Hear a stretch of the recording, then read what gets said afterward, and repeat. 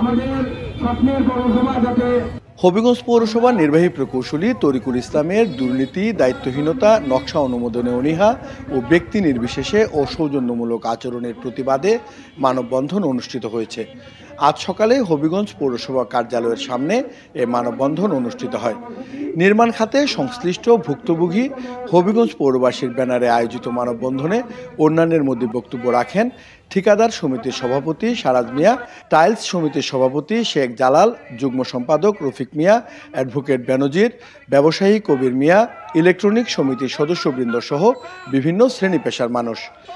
মানববন্ধনে বক্তারা বলেন, হবিগঞ্জ পৌরসভার নির্বাহী প্রকৌশলী তরিকুল ইসলাম যোগদানের পর থেকে নিজের ইচ্ছা মতো কাজ চালিয়ে যাচ্ছেন। ৪৫ দিনের মধ্যে ভবন নকশা অনুমোদনের নিয়ম থাকলেও খেয়াল খুশিমতো ফাইল মাসের পর মাস আটকে রাখেন। আগামী ৭ দিনের মধ্যে নির্বাহী প্রকৌশলী তরিকুল ইসলামকে প্রত্যাহার না করা হলে কঠোর আন্দোলনের হুঁশিয়ারি দেন তারা। মানববন্ধন শেষে দুপুরে হবিগঞ্জ প্রেস ক্লাবে সংবাদ সম্মেলন অনুষ্ঠিত হয়। লিখিত বক্তব্যে ইঞ্জিনিয়ার মাহবুব উদ্দিন বলেন, পৌরসভায় নাগরিক সেবা প্রদানের ক্ষেত্রে বিশেষ করে ভবনের নকশা অনুমোদন প্রক্রিয়ায় অস্বাভাবিক ধীরগতি, অনিয়ম, দুর্নীতি ও প্রশাসনিক অব্যবস্থাপনা প্রকটভাবে বিরাজ করছে। এর ফলে সাধারণ জনগণ চরম ভোগান্তি, আর্থিক ক্ষতি এবং মানসিক চাপের শিকার হচ্ছেন। এসব সমস্যা থেকে পৌরবাসীকে মুক্ত করতে সুনির্দিষ্ট প্রস্তাবনা দেন তারা। সংবাদ সম্মেলনে অন্যান্যের মধ্যে উপস্থিত ছিলেন ইঞ্জিনিয়ার সৈয়দ আলী আফজাল, সজল রায় চৌধুরী, আব্দুল কাইয়ুম, মইনুল ইসলাম প্রমুখ।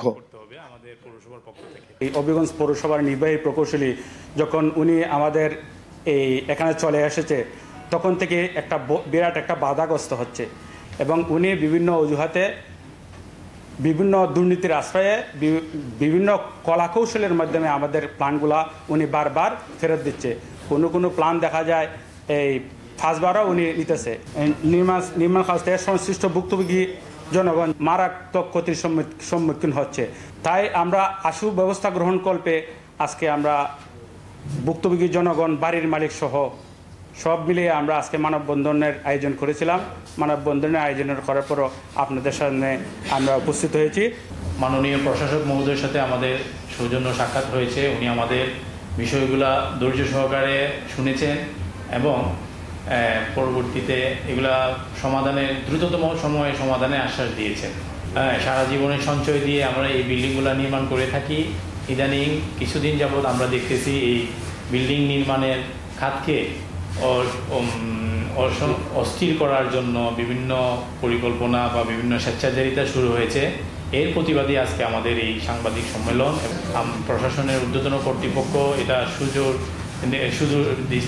সুনজরে দেখে আমাদের অতি দ্রুততম সময়ে আমাদের এই দাবির প্রতি সহানুভূতি প্রকাশ করে এবং দ্রুত পদক্ষেপ নেয়। দুর্নীতির ব্যাপারটা যেটা তরিকুল সাহেবের বিষয়টা সংশ্লিষ্ট তরিকুল সাহেব, কারণ পুরো সেকশনের হেড উনি, এবং ওনার কিছু বিচ্ছিন্ন দুর্নীতির চিত্র পাওয়া গেছে ৬-৭ মাস আগে যখন আমরা ভুক্তভোগী, তখন আমাদের এখানে মঞ্চে উপস্থিত ইঞ্জিনিয়ার আফজাল, মাহবুব, সফর আলী ভাই, আমরা এখানে যারা আছি এরা সবাই ওনার সাথে একটা অফিসে বৈঠক করেছিলাম।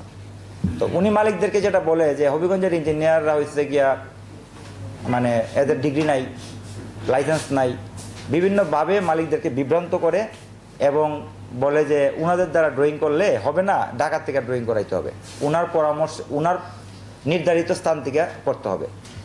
এই তরিকুল সাহেবের কারণে মানুষ পৌরসভা বিমুখ হচ্ছে। এই পৌরসভার বাসীকে যদি পৌরমুখী করতে হয়, এই 1 বছরের কাভারেজ দিতে আরও 20 বছর লাগবে। পৌরসভা ট্যাক্স আনতে গেলে মানুষ ট্যাক্স দিতে অসহযোগিতা করবে, পৌরসভা পানির বিল আনতে গেলে অসহযোগিতা করবে, বিশৃঙ্খলা সর্বস্তরে তৈরি হবে। আমরা এই বিশৃঙ্খলা চাই না।